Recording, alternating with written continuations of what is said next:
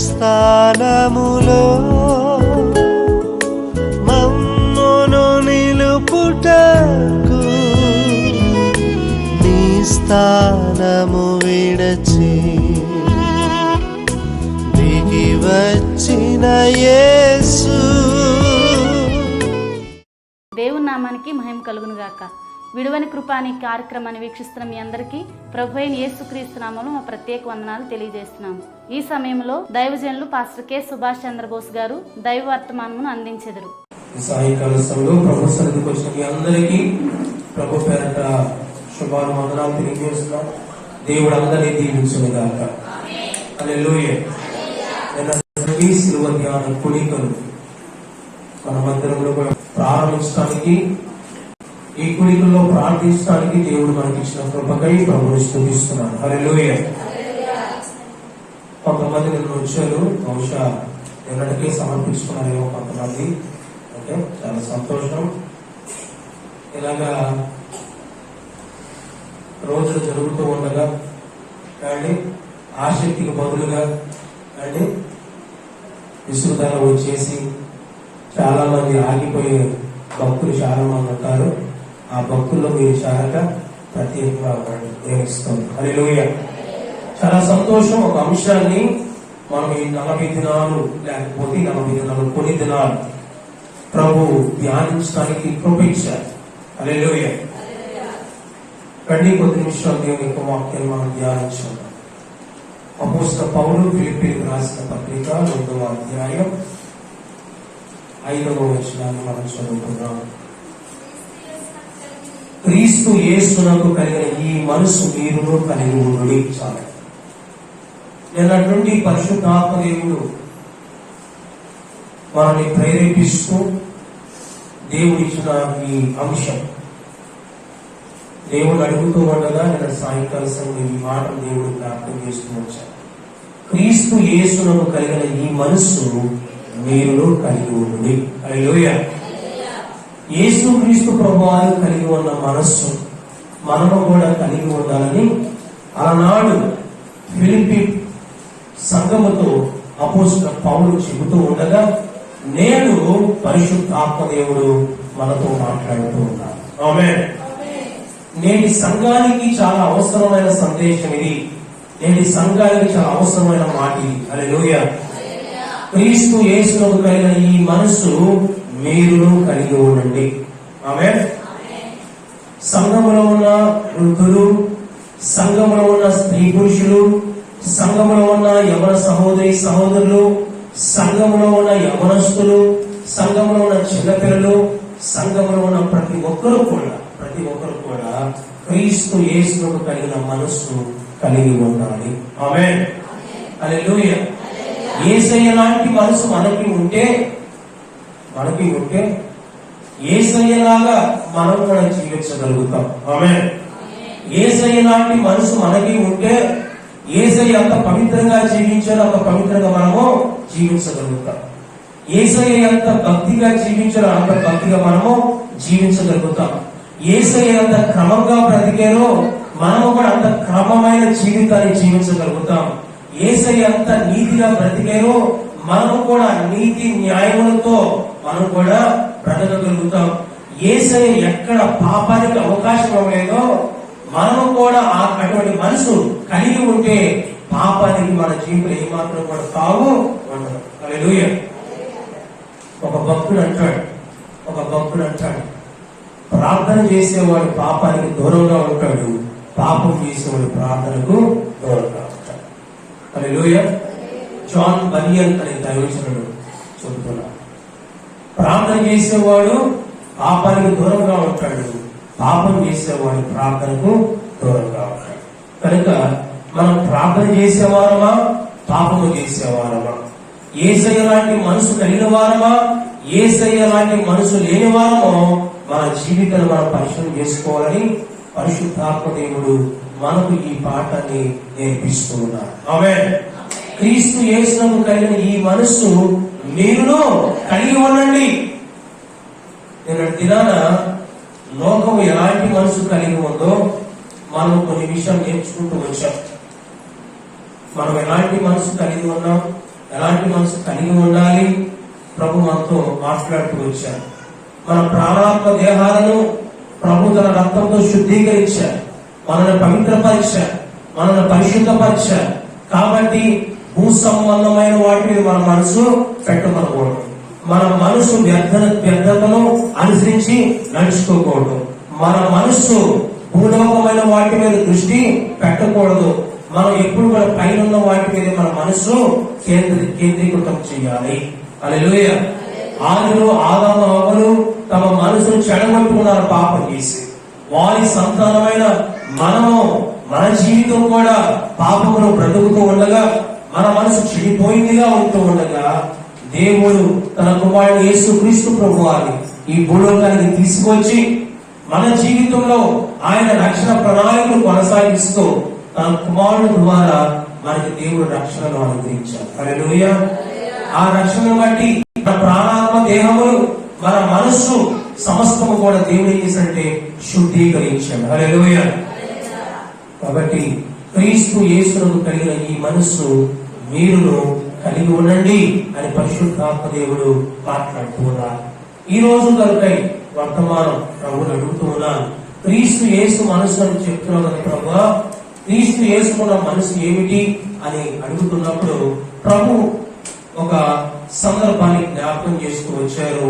ఈ రోజు వర్తమానానికి కొద్ది నిమిషాలు మనం ధ్యానం చేద్దాం. క్రీస్తు యేసు మనస్సు అని మనము మెయిన్ అంశం అయితే, దానిలో రోజుకు ఒక అంశాన్ని లేక 2 రోజులకు ఒక అంశాన్ని ప్రభు మనం నడిపించే కొలది మనం ధ్యానం చేద్దాం. క్రీస్తు యేసు మనసు అన్నప్పుడు దేవుడు ఈ రోజు నాకు జ్ఞాపకం చేసిందంటే యేసు క్రీస్తు ప్రభు వారి యొక్క ప్రార్థనా జీవితం. హల్లెలూయా. యేసు క్రీస్తు ప్రభు వారి యొక్క ప్రార్థనా జీవితం. యేసు క్రీస్తు ప్రభు వారి మనము కూడా ప్రార్థనా జీవితాన్ని కలిగి ఉంటే, ఆయన కలిగి ఉన్న ప్రార్థనా జీవితం మనం కూడా కలిగి జీవిస్తే, ఆయన ఎలా ప్రార్థన చేస్తే మనం కూడా అలా ప్రార్థన చేస్తే నిశ్చయముగా యేసయ్య లాంటి మనసు మనము కూడా పొందుకుంటాం. హల్లెలూయా. సరే, యేసుక్రీస్తు ప్రభు వారి యొక్క ప్రార్థనా జీవితం ఏమిటో, ఆయన ఎలా ప్రార్థన చేశారో, ఆయన ఏ అంశాలు ప్రార్థన చేశారో, ఆయన ఏ విషయమై ప్రార్థన చేశారో, ఎప్పుడెప్పుడు ప్రార్థన చేశారో, ఆయన ప్రార్థన గురించి ఏమి బోధించారో దేవుని చిత్తమైతే ఈ 2-3 రోజులు మనం వాటిని ధ్యానం చేద్దాం. రండి, మన యొక్క ధ్యానం నిమిత్తమై హెబ్రీ పత్రిక 5వ అధ్యాయం 7వ వచనాన్ని మనం చదువుకుందాం. అపోస్తలుడైన పౌలు హెబ్రీయులకు రాసిన పత్రిక 5వ అధ్యాయం 7వ వచనం చదువు. శరీరధారి అయిన దినములలో మహారోదనముతోనూ కన్నీళ్లతోనూ తన్ను మరణం నుండి రక్షింపగల వారికి ప్రార్థనలను యాచనలను సమర్పించి భయభక్తులు కలిగి ఉన్నందున ఆయన అంగీకరింపబడెను. గమనించండి, ఇక్కడ దేవుని యొక్క వాక్యం సెలవిస్తుంది ఏంటంటే యేసుక్రీస్తు ప్రభు వారు శరీరధారి అయి ఉన్న దినములలో, యేసు ప్రభు వారు ఈ భూలోకానికి మానవుడిగా వచ్చారు. మనందరికీ బాగా తెలుసు కదండి, ఇక్కడ చదువుకున్నాం ఫిలిప్పీ పత్రిక 2వ అధ్యాయంలో ఆయన దేవుని స్వరూపం కలిగిన వాడై ఉండి ఈ లోకానికి ఎలా వచ్చాడు? ఆయన మనుష్యుడిగా వచ్చాడు. హల్లెలూయా. మనుషుడిగా రావటం మాత్రమే కాదు, ఆయన దాసుని స్వరూపము ధరించాడు. దాసుని స్వరూపం ధరించడం మాత్రమే కాదు, ఆయన ఈ లోకములో మన కొరకు తను ఏం చేసుకున్నాడట? రిక్తునిగా చేసుకున్నాడు, తను తగ్గించుకున్నాడు. హల్లెలూయా. ఆయన ఈ లోకంలో శరీరధారిగా ఉన్న దినములలో ఆయన ఏం చేశారు చూడండి. మహారోదనతోనూ 2 కన్నీళ్లతోనూ తను మరణం నుండి రక్షింపగల వారికి ప్రార్థనలను యాచనలను సమర్పించి భయభక్తులు కలిగి ఉన్నందున ఆయన అంగీకరింపబడిను. హల్లెలూయా. నా ప్రియ సహోదరి సోదరుడా, నీవు దేవుని చేత అంగీకరించబడాలి అంటే, దేవునిను అంగీకరించాలంటే గుర్తుపెట్టుకోండి, మనందరినీ కూడా దేవుడు అంగీకరించాలంటే మనం ఎలా ఉండాలో తెలుసా? ప్రార్థించేవారిగా ఉండాలి. హల్లెలూయా. మనం ప్రార్థించేవారిగా ఉంటే దేవుడు మనల్ని అంగీకరిస్తాడు. హల్లెలూయా. మనం ప్రార్థించేవారిగా ఉంటే దేవుడు మనల్ని అంగీకరిస్తాడు. ఈ రోజున దేవుని పిల్లలుగా గుర్తుపెట్టుకొని మనము ప్రార్థించేవారిగా ఉండాలని ప్రభు కోరుకుంటున్నాడు. యేసుక్రీస్తు ప్రభు వారు ఈ భూలోకంలో ఆయన శరీరధారిగా ఉన్నప్పుడు ఆయన జీవితం ఎలా ఉందంటే ఆయన మహారోగులతో కన్నీళ్లతోనూ తన మరణం నుండి తప్పించగల వారికంట ప్రార్థనలు యాచనలు చేశారు. హల్లెలూయా. ప్రార్థన చేశారు. రెండోది యాచన. ప్రార్థన యాచన, ప్రార్థన యాచన. యాచిస్తాం అంటే మనకు తెలుసు కదండి, సిగ్గు లేకుండా అడుగుకోవడం. యాచిస్తాం అంటే ప్రార్థించడం మాత్రమే కాదు, సిగ్గు లేకుండా ఎంత తిట్టినా కూడా, ఎంత లేదు అని చెప్పినా కూడా అడుగుకోవటమే యాచించడం. యేసుక్రీస్తు ప్రభు వారు ఈ భూలోకంలో ఆయన శరీరధారిగా ఉన్న దినాలలో యేసు ప్రభు వారు ఏం చేశారంట? ఆయన మహారోదనతోనూ కన్నీళ్లతోనూ మహారోదన యేసు ప్రభు వారి యొక్క ప్రార్థన జీవితం మనం అర్థం చేసుకోవాలి. ఆయన ఎలా ప్రార్థన చేశారో చూడండి. మత్తయి సువార్త 14వ అధ్యాయం 23వ వచనం మనం చూస్తే, మత్తయి సువార్త 14వ అధ్యాయం కొన్ని వచనాలు మనం చూద్దాం. యేసు ప్రభు ఎలా ప్రార్థించారో. 14వ అధ్యాయం 23వ వచనం. ఆయన జలసమూహమును పంపివేసి ప్రార్థన చేయడం ఏకాంతంగా కొండకి పోయి సాయంకాలం ఒంటరిగా ఉండేను. దేవునికి స్తోత్రం. హల్లెలూయా. చూడండి, ఆయన జలసమూహమును పంపివేసి ప్రార్థన చేయడం ఏకాంతముగా కొండ ఎక్కిపోయి సాయంకాలం ఒంటరిగా ఉండేను. ఒకటి, యేసుక్రీస్తు ప్రభువు ఏకాంత ప్రార్థన చేశారు. ఏం చేశారంటే ఆయన ఏకాంత ప్రార్థన. మార్కు సువార్త 6వ అధ్యాయం 46వ వచనం. మార్కు 6:46. ఆయన వారిని వీడుకొల్పి ప్రార్థన చేయటకు కొండకు వెళ్ళెను. సాయంకాలమైన ప్రచారమా. చూడండి, యేసుక్రీస్తు ప్రభువారు ఆయన వారిని వీడుకొల్పి తన శిష్యులందరూ కూడా పంపించి వేసి ప్రార్థన చేయటకు కొండకు వెళ్ళెను. మన పై వచనం చదివితే 45వ వచనం. ఆయన జనసమూహమును పంపివేయనంతలో ధోని ఎక్కి అద్దరునున్న బెత్సయిదాకు ముందుగా వెళ్ళుడని ఆయన తన శిష్యులను వెంటనే బలవంతము చేశారు. ఏం చేశారంట ఆయన? మీరు త్వరగా బెత్సయిదాకు రండి. ఏం చేశారంటే వారిని బలవంతం చేశారు. అదేంటండి, వారిని బలవంతం చేయడానికి ఏమైనా చేస్తున్నారా? ఏమైనా తప్పు చేస్తున్నారా? ఏమైనా చెడ్డ కార్యం చేస్తున్నారా? లేక ఏమైనా సపరేట్ గా భోజనం తెచ్చుకున్నారా? ఈయనకి ఏమైనా లాభం వస్తుందా? ఈయనేమైనా ఇంకొక కార్యం ఏమైనా చేస్తున్నారని కాదు. ఎందుకు పంపించారు శిష్యులు బలవంతంగా? ఎందుకు పంపించారు? తర్వాత రాయబడిన మాట. ఎందుకంటే తన శిష్యులను ఆయన వీడుకొలిపి ప్రార్థన చేయటకు కొండకు వెళ్ళను. ప్రియ సహోదరి సోదరులను గమనించు. యేసుక్రీస్తు ప్రభువారు ఎందుకు శిష్యుని బలవంతం చేశారంటే, ఎందుకు శిష్యులు త్వరగా వెళ్ళిపోండి అని బలవంతం చేశారంటే, ఆయన ప్రార్థన చేసుకోవడానికి సమయాన్ని యేసు ప్రభువు ఏం చేస్తున్నారు? వెతుక్కుంటూ ఉన్నారు. హల్లెలూయా. సమయం కోసం ఎదురు చూస్తా ఉన్నాను యేసు ప్రభువు. ఎప్పుడు శిష్యులు వెళ్ళిపోతారా, ఎప్పుడు నేను పడుకుందామని కాదు, ఎప్పుడు మీరు వెళ్ళిపోతారా, ఎప్పుడు నేను తిందామని కాదు. కొంతమంది ఉంటారు కానీ మంచి భోజనం చేసుకుంటారు. భోజనం చేసుకున్నప్పుడు ఎవరైనా వాళ్ళ ఫ్రెండ్స్ వచ్చారనుకోండి, వాళ్ళకి పెడితే వీళ్ళకి చాలు. అర్థమైందా? వాళ్ళకి పెడితే వీళ్ళకి చాలు. కాబట్టి జాగ్రత్తగా స్మెల్ కూడా రాకుండా ప్యాక్ చేస్తారు. దాన్ని ప్యాక్ చేసి ఎప్పుడు వెళ్తారా ఎదురు చూస్తామంట. ఎప్పుడు వెళ్తావు నువ్వు? బస్ టైం అవుతుంది, చీకట పడుతుంది అనండి అంటా ఉంటారు కొంతమంది. ఎందుకు? వారికి ఇష్టమైన భోజనం వారు ప్రిపేర్ చేస్తున్నారు. కొంతమంది ఎలా ఉంటారు. కొంతమంది మీరు ఎప్పుడు వెళ్ళిపోతారా, ఎప్పుడు చెడ్డ కార్యం చేద్దామని కొంతమంది వెయిట్ చేస్తారు. ఎప్పుడు మీరు వెళ్ళిపోతారా, ఎప్పుడు నేను లోకంలో గడుపుదామని చూస్తూ ఉంటారు. ఎప్పుడు మమ్మీ డాడీ వెళ్ళిపోతారా, ఎప్పుడు నేను వెళ్ళిపోదామని చూసేవాడు కొంతమంది. ఎప్పుడు ఇంట్లో వారు వెళ్ళిపోతారా, నేను వెళ్ళిపోదామని చూసేవాడు కొంతమంది. ఎప్పుడు ఏమండి వారు చెడ్డ కార్యం చేయడానికి ఆలోచించేవాడు కొంతమంది. ఎలా ఉంటారంటే వాళ్ళు కూడా పాపానికి దారులు వెతుక్కుంటా ఉన్నారు. ప్రియ సహోదరి సహోదరులారా, యేసు ప్రభువు దాని కొరకు కాదు, తన శిష్యుని ఎందుకు పంపించేస్తారంటే ప్రార్థన చేయడానికి సమయం వస్తుంది. హల్లెలూయా. వారు ఉంటే ఈయన ప్రార్థన చేస్తున్నారు. వారు ఉంటే ఈ సమయము రాక. కాబట్టి యేసుక్రీస్తు శిష్యులు పంపించేస్తున్నారు. శిష్యులు పంపించేసి ఆయన ప్రార్థన చేయటం పండగ వీళ్ళని ఏకాంత ప్రార్థన. లూకా సువార్త 5వ అధ్యాయం 16వ వచనం. లూకా సువార్త 5:16. ఆయన ప్రార్థన చేయడం అరణ్యంలోనికి వెళ్ళుచుండెను. హల్లెలూయా. ఆయన ప్రార్థన చేయడం అరణ్యంలోనికి వెళ్ళుచుండెను. హల్లెలూయా. వెళ్ళుచుండెను అంటే అర్థం ఏంటంటే ఆయన అనుదినము తరచుగా సమయం ఉన్నప్పుడల్లా అనుకూలత చూచుకొని అందరినీ పంపించి వేసి ఆయన ఏం చేస్తారంట, ప్రార్థన చేయడానికి అరణ్యానికి వెళ్తూ ఉన్నారు. దేవునికి మహిమ కలుగును. ఆమేన్.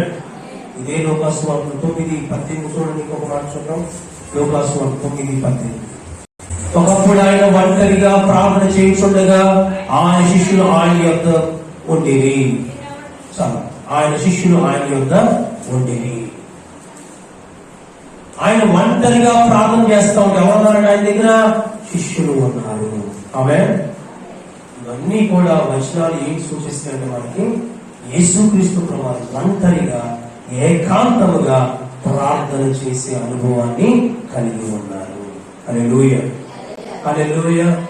యేసుక్రీస్తు ప్రభువు శరీరధారి అయిన దినములలో ఆయన మహారోదనతోనూ కన్నీళ్లతోనూ ఏం చేస్తారంట, మరణం నుండి తను తప్పించు దేవునికి తండ్రికి ప్రార్థనలు యాచనలు చేస్తాం. ఈ యొక్క సమయంలో చూసారు కదండి, ఏకాంత ప్రార్థన సమయంలో యేసు ప్రభువు ఏం చేస్తారు, శిష్యులు ఉంటే ఆయన కన్నీళ్లతో ప్రార్థన చేయలేరు, మహారోగంగా ఆయన ప్రార్థన చేయలేరు, బిగ్గరగా తండ్రితో ఆయన మాట్లాడలేరు.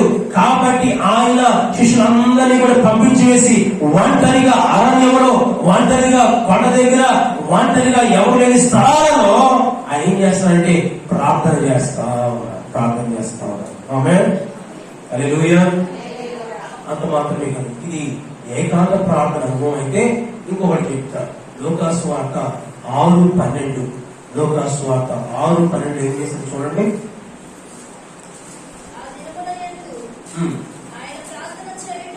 ఆ దినమయందు ఆయన ప్రార్థన చేయుటకు కొండకు వెళ్ళి దేవుని ప్రార్థించుటకు రాత్రి గడిపెను. ఉదయం అయినప్పుడు ఆయన తన శిష్యులను పిలిచి వారిలో 12 మందిని ఏర్పరిచి వారికి అపోస్తలులని పేరు పెట్టెను. హల్లెలూయా. ఒకటి ఏకాంత ప్రార్థన, రెండోది ఇది కూడా ఏకాంత ప్రార్థనే. అయితే ఈ ప్రార్థన ఏకాంతముగా రాత్రంతా ప్రభు ప్రార్థన చేస్తాం. ఆన్లైన్ ప్రేయర్, సంపూర్ణ రాత్రి ప్రార్థన. హల్లెలూయా. హల్లెలూయా. ఏం చేస్తారు యేసు ప్రభు ఆ దినమయంలో ఆయన ప్రార్థన చేయటకు కొండకు వెళ్ళి దేవుని ప్రార్థించుటయందు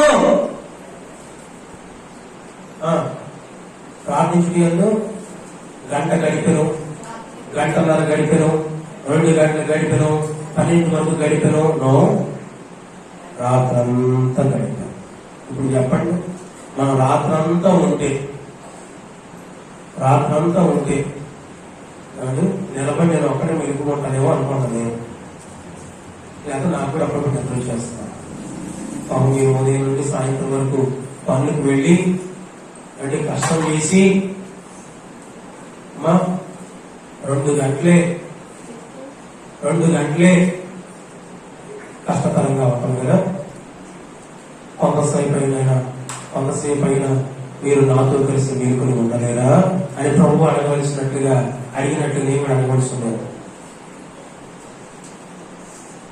గమనించండి, యేసుక్రీస్తు ప్రభువు ప్రార్థన చేయటంలో రాత్రంతా ఆయన గడిపారు. ఉదయం అయినప్పుడు పడదికి వెళ్ళిపోలేదు యేసు ప్రభువారు. ఉదయం అయినప్పుడు యేసు ప్రభువు ఏం చేస్తారో తెలుసా, ఏం చేస్తారంట, తన శిష్యులను పిలిచి 70 మంది శిష్యులను పిలిచారు. పిలిచి వారిలో 12 మందిని ఆయన ఏం చేశారంట, ఏర్పరచుకున్నారు. వారికి ఆయన అపోస్తలులు అని పేరు పెట్టారు. హల్లెలూయా. హల్లెలూయా. మార్కు సువార్త 1:35. మార్కు సువార్త 1:35. ఆయన పెద్దల కన్ను లేచి ఇంకా చాలా చీకటిగా ఉండగానే బయలుదేరి అరణ్య ప్రదేశములకు వెళ్లి అక్కడ ప్రార్థన చేయుచుండెను. హల్లెలూయా. ఒకటి ఏకాంత ప్రార్థన.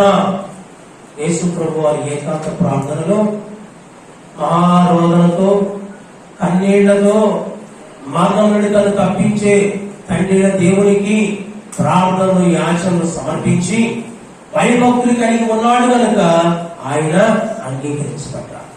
రెండోది, యేసుక్రీస్తు ప్రభు వారు రాత్రంతా కూడా ప్రభు సన్నిధిలో, రాత్రంతా కూడా దేవుని సన్నిధిలో ఆయన గడిపారు. హల్లెలూయా. రాత్రంతా తండ్రి సన్నిధిలో గడిపి ఉదయకాలం తన శిష్యులందరినీ పిలిచి వారిలో 12 మందిని యేసుక్రీస్తు ప్రభు వారు ఏర్పరచుకున్నారు. మూడు ఏంటి తెలుసా? ఉదయమున. ఎప్పుడంటే ఉదయమున. హల్లెలూయా. ఉదయం ఏం చేస్తాడు ఆయన? ఏం చేస్తారు? ఆయన పెందల కన్నే లేచి, పెందల కన్నే, ఉదయం అంటే వెలుగు వచ్చిన తర్వాత కాదు, ఇంకా చీకటి ఉండగానే. హల్లెలూయా. అరుణోదయమున, రేయి మొదటి చామున అని చెప్పాలి. రేయి మొదటి చామున ఆయన ఇంకా చీకటి, చాలా చీకటి, ఇంకనూ చాలా చీకటి ఉండగానే బయలుదేరి అరణ్య ప్రదేశానికి వెళ్ళి అక్కడ ప్రార్థన చేయుచుండెను. హల్లెలూయా. ఒకటి ఏకాంత ప్రార్థన, రెండోది సంపూర్ణ ప్రార్థన, రాత్రంతా ప్రార్థన, మూడవది రేయి మొదటి చామున, చాలా చీకటి ఉండగానే ఆయన చేసిన ప్రార్థన. 4 విషయంలో లూకా సువార్త 3:21. లూకా 3:21. ప్రజలందరూ బాప్తిసం పొందినప్పుడు యేసు కూడా బాప్తిస్మం పొంది ప్రార్థన చేయుచుండగా ఆకాశము తెరవబడి పరిశుద్ధాత్మ శరీరాకారముతో పావురం వలె ఆయన మీదకి దిగి వచ్చెను. అప్పుడు నీవు నా ప్రియ కుమారుడవు, నీ అందరూ నేను ఆరాధించున్నానని ఒక శబ్దం ఆకాశం నుండి వచ్చెను. హల్లెలూయా. ఎప్పుడు ప్రార్థన చేసిన యేసుప్రభు వారు? ఎప్పుడు ప్రార్థన చేసిన యేసుప్రభు వారు? బాప్తిస్మము పొందిన తర్వాత. బాప్తిజం పొందిన తర్వాత యేసుప్రభు వారు ఏం చేస్తున్నారు చెప్పండి? ప్రార్థన చేస్తున్నారు. హల్లెలూయా. బాప్తిజం పొందిన తర్వాత ఇక అయిపోయిందిలే, ఇక ప్రార్థన చేయక్కర్లేదు అనుకునే వారు కొంతమంది. బాప్తిజం తీసుకున్నాం కదా, ఇక అందరితో పాటు నేను కూడా పరలోకాన్ని చిక్కేస్తాను అనుకునేవారు మరి కొంతమంది. ఇక బాప్తిజం తీసుకున్నాను కదా, నేను ఎలా బ్రతికినా పర్వాలేదు అని అనుకునేవారు కొంతమంది. బాప్తిజం తీసుకున్నాను కదా, నేను తప్పు చేసినా, నేను పాపం చేసినా ఎవరికి కూడా కనపడదు, ఎవరు కూడా నన్ను పట్టించుకోరు, ఎవరు కూడా నన్ను నేను తప్పు చేస్తున్నాను అనుకోరు అనుకునేవారు మరి కొంతమంది. ఇలా చాలా విషయాలు చెప్పుకోవచ్చు. యేసుక్రీస్తు ప్రభువారు బాప్తిజం తీసుకున్న తర్వాత ఆయన ఏం చేస్తారట? ప్రార్థన చేస్తున్నారు. ఒక మాట చెప్పుకుంటారా, బాప్తిజానికి ముందు నువ్వు ఎంత ప్రార్థన చేసావో అది పక్కన పెడితే బాప్తిజం తర్వాత నువ్వు చేసే ప్రార్థన దేవుడు చూస్తా ఉంటాడు, లెక్కిస్తా ఉంటాడు. హల్లెలూయా. బాప్తిజానికి ముందు నువ్వు ఎంత ప్రార్థన చేసావో, రక్షణకు ముందుగా నువ్వు ఎంతగా ప్రార్థన చేసావు మీ మమ్మీ డాడీతో, సహోదరి సహోదరుడా, మీ మమ్మీ డాడీతో, మీ కుటుంబ సభ్యులతో, మీ తాతయ్య నాయనతో, అమ్మమ్మ తాతయ్యతో, మీ కుటుంబ సభ్యులతో ఎంతగా ప్రార్థనకు వెళ్ళారో, ప్రార్థన చేశారో, వారు మోకాలు వేస్తే మీరు మోకాలు వేసారో, అది కాదు దేవుడు చూసేది, అది చూస్తాడు. కానీ అది కాదు దేవుడికి ప్రాముఖ్యమైనది. రక్షణ పొందుకున్న తర్వాత, అనగా బాప్తిజం తీసుకున్న తర్వాత, ప్రభుని అంగీకరించిన తర్వాత నీవు ఎంత ప్రార్థిస్తున్నావో ఆ ప్రార్థన దేవుడు కౌంట్ చేస్తాడు, ఆ ప్రార్థన దేవుడు చూస్తా ఉంటాడు. హల్లెలూయా. 2 చేతుల పైకి హల్లెలూయా, 2 చేతుల పైకి హల్లెలూయా. యేసుక్రీస్తు ప్రభువారు బాప్తిజం తీసుకున్నప్పుడు ఆయన ఏం చేస్తారంటే ప్రార్థన చేస్తారు. మనము రక్షణకు ముందు చేసిన ప్రార్థన ఒక ఎత్తు అయితే, రక్షణ పొందుకుని బాప్తిసం తీసుకున్న తర్వాత మనం చేసే ప్రార్థన దేవుడు వాటిని ఎక్కువగా పరిగణలోకి తీసుకునే దేవుడిగా ఉన్నాడు. హల్లెలూయా. ఎన్ని విషయాలు చెప్పాను మీకు? 4 విషయాలు. 1 ఏకాంత ప్రార్థన, 2 రాత్రంతా చేసిన ప్రార్థన, 3 వెయ్యి మొదటి జామున యేసు ప్రభువు చేసిన ప్రార్థన, 4 బాప్తిస్మం తర్వాత యేసు ప్రభువు చేసిన ప్రార్థన. హల్లెలూయా, హల్లెలూయా. ఓకే, ఈ ఒక్కొక్క ప్రార్థనకి ఏం జరిగిందో ఒక్కొక్క విషయాన్ని మనం చూసి ఈ రోజున మన వర్తమానాన్ని ఈ యొక్క ఆరాధన కూడిక మనం ముగించుకున్నాం. ఓకే, 4 విషయాలు మీకు చెప్పాను, 4 సందర్భాలు మీకు చెప్పాను.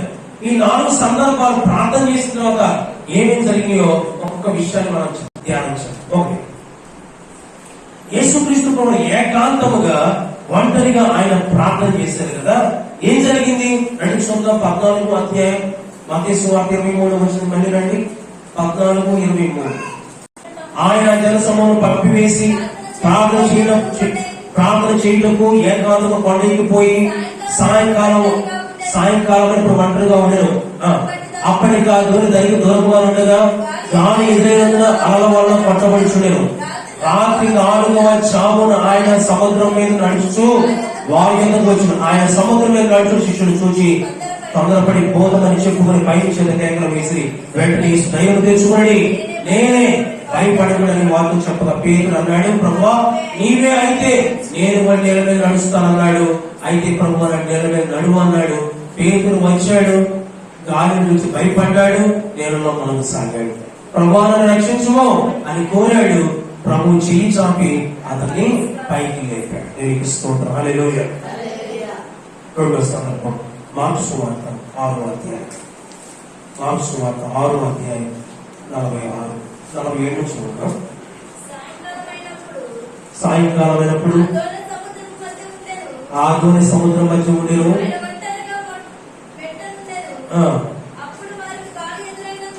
అప్పుడు వారికి గాలి ఎదురైనందున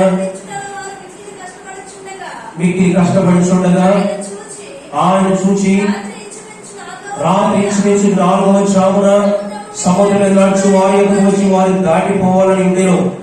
ఆయన సముద్రం నడుచుని వారు చూసి బోధమైన తలచి కేకలు వీసిరి అందుకు ఆయన చూసి తొందరపడగా వెంటనే ఆయన వారిని పలకరించి ధైర్యం తెచ్చుకుని నేనే భయపడమని చెప్పిన తర్వాత ఆయన ధోని ఎక్కి వారి ఎందుకు వచ్చినప్పుడు గాలి అడిగాను. అందుకు వారు తమలో తమ మిక్కిలి భ్రాంతులు ఉంది. అయినను వారి హృదయము కఠినమైన కనుక వారు రొట్టెలను కూర్చున్న సంగతి గ్రహింపలేదు. లూకాసు సువార్త 5వ అధ్యాయం 17వ వచనం. ఒకనాడు ఆయన బోధించుండగా గలిలయ యూదయ దేశంలో ప్రతి గ్రామం నుండి యెరూషలేము నుండి వచ్చిన పరిశీలన ధర్మశాస్త్రోపదేశులు కూర్చుండగా ఆయన స్వస్థపరిచినట్టు ప్రభు శక్తి ఆయనకు ఉండెను. ఇదిగో కొందరు మనుషులు పక్షవాయువులకు మనిషిని మంచం మీద మోసుకుని వారిని లోపలికి తెచ్చి ఆయన ఇంట్లో ఉంచుటకు ప్రయత్నం చేసి గాని జనులు గుంపుకూడి ఉంటున్నందున వారు వారిని లోపలికి తెచ్చుటకు వల్ల పడకపోయిన కనుక ఇంటి మీదకి ఎక్కి పెంకులు విప్పి మంచముతో కూడా యేసు ఎదుట వారి మధ్యలో వారిని తెచ్చి ఆయన వారి విశ్వాసం చూచి మనుషులని పాపం క్షమించబడి వారిని చెప్పగా శాస్త్రుడు పరిసర దేవదర్శనం చేయుచున్న ఇతరెవడు దేవుడు ఒకడే తప్ప మరి ఎవరు పాపం క్షమింపగలడని ఆలోచించుకొనసాగి యేసు వారి ఆలోచన మీరు మీ హృదయంలో ఏమి ఆలోచించుకుంటున్నారు? ఈ పాపను క్షమించబడిన చెప్పుడు సులభమా? నీవు లేచి నడువని చెప్పుడు సులభమా? అని పాపను క్షమించిన భూమి మీద మనిషి కుమారికి అధికారం కలదని మీరు తెలుసుకోవాలని వారితో చెప్పి పక్షవాయు గల వారిని చూసి నీవు లేచి నీ మంచం ఎత్తుకొని ఇంటికి వెళ్ళమని నీతో చెప్పుతున్నారని వెంటనే వారి ఎదురు లేచుతాను పండుకొని ఉన్న మంచం ఎత్తుకొని దేవుని మహిమపరచు తన ఇంటికి వెళ్ళాను. హల్లెలూయా, హల్లెలూయా. చివరిగా ఈ 3 సందర్భాలు మనం చూస్తే మత్తయి సువార్త 14వ అధ్యాయం, మార్కు సువార్త 6వ అధ్యాయం, లూకా సువార్త 5వ అధ్యాయం. ఈ 3 సందర్భాలు మనం చూస్తే ఒక మాట చెప్పాలంటే యేసుక్రీస్తు ప్రభు వారు ఆయన ఏకాంతముగా ప్రార్థన చేసి కొండ దిగి కిందకు వచ్చినప్పుడు ఏం జరిగింది చెప్పంటారా? అద్భుతము జరిగింది. హల్లెలూయా. ఏం జరిగిందండి? అద్భుతము జరిగింది. ఒకటి, ఆయన ధోని మీద లేరు, శిష్యులందరూ కూడా ధోనిలో ఉంటూ ఉన్నారు. అయితే యేసు ప్రభువు ఎక్కడ ఉన్నారంట? నీళ్ళ మీద నడుస్తూ ఉన్నారు. హల్లెలూయా. యేసు ప్రభువు ఏం చేస్తారండి? నీళ్ళ మీద ఆయన నడుస్తూ ఉన్నారు. శిష్యులు అందరూ అనుకున్నారు, భూతం అనుకుని భయపడ్డారు. యేసు ప్రభువు నేనే అన్నారు. పేతురు అన్న ప్రభువా నీవే అని నేను కూడా నీళ్ళ మీద నడుస్తాను అన్నాడు. ఆయన నడిచాడు లేదా? కానీ గాలిని చూసి భయపడి అతను నీళ్ళలో మునిగిపోసాగాను. మునిగిపోతుండగా యేసుప్రభు ఏం చేశారు? రక్షించమని అతను కోరగా యేసుప్రభు అతన్ని పైకి లేపారు, రక్షించారు. ఆమేన్. ఒకటి, యేసుప్రభు ఏం చేశారు? అక్కడ అద్భుతము చేశారు. లూకాసు వార్త 3:27 చూద్దాం. పరిశుద్ధాత్మ శరీరాకారముతో పావురం వలె ఆయన మీద దిగి వచ్చాను. అప్పుడు నీవు నా ప్రియ కుమారుడము, నీ యందు నేను ఆనందిస్తున్నానని ఒక శబ్దము ఆకాశం నుండి వచ్చిన. హల్లెలూయా. ఒక అద్భుతమైన కార్యం చెప్పంటారా? యేసుప్రభు వారు ప్రార్థన చేస్తా ఉంటే ఆకాశం తెరవబడింది, పరిశుద్ధాత్మ దేవుడు పావురం దిగి వచ్చాడు. అంత మాత్రమే కాదు, తండ్రి అయిన దేవుడు అంటున్న మాట తెలుసా? నీవు నా ప్రియ కుమారుడము, నేను నీ యందు ఆనందించున్నాను. హల్లెలూయా. యేసుప్రభు వారు ప్రాణం పెట్టినప్పుడు తండ్రి మాట చెప్పలేదు. ఆమేన్. అర్థం మీకు? యేసుప్రభు వారు ప్రాణం పెట్టినప్పుడు తండ్రి మాట చెప్పింది. తండ్రి ఎప్పుడు చెప్పారు తెలిసి ఈ మాట? యేసుప్రభు వారు ప్రార్థన చేసిన తర్వాత. హల్లెలూయా. ఆకాశం తెరబడింది, పరిశుద్ధాత్మ దేవుడు పావురం దిగి వచ్చాడు. తండ్రి దేవుడు అన్నాడు, నీవు నా ప్రియ కుమారుడు. నా ప్రియ సహోదరి సహోదరులారా, ప్రార్థన జీవితం మనం కలిగి ఉంటే మనను కూడా తండ్రి అని పిలుస్తాడు తెలుసా? నీవు నా ప్రియ కుమార్తెవు, నీవు నా ప్రియ కుమారుడవు, నేను నీ యందు అసహించుకుంటున్నానన్న దేవుడు నీ యందు నేను ఆనందిస్తాను. హల్లెలూయా. ప్రార్థన లేకపోతే ఏముంటుంది? అక్కడ పాపం ఉంటుంది. ప్రార్థన లేని చోట పాపం ఉంటుంది. పాపానికి అవకాశము దాన్ని మనం వెతుకుతూ ఉంటాం.